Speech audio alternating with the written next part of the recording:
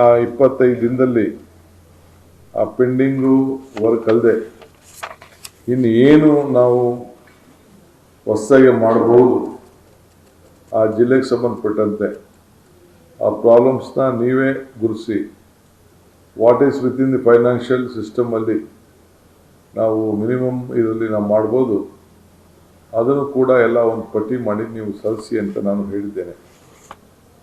So district incharge ministers ಅವ್ರಿಗೆ ನೀವು ಕಂಪಲ್ಸರಿಯಾಗಿ ಆ ಜಿಲ್ಲೆಯ ಎಲ್ಲ ಮಾಹಿತಿ ಮಾಡಿ ಅವರು ಕೂಡ ಎಲ್ಲ ತಾಲೂಕುಗಳಿಗೆ ಅವರೆಲ್ಲ ಅವರು ಜಿಲ್ಲೆಗೆ ಸಂಬಂಧಪಟ್ಟಂತೆ ಪ್ರವಾಸ ಮಾಡಬೇಕಾಗ್ತದೆ. ನಾವು ಅವರಿಗೆ ಮಾರ್ಗದರ್ಶನ ಕೊಡ್ತೇವೆ.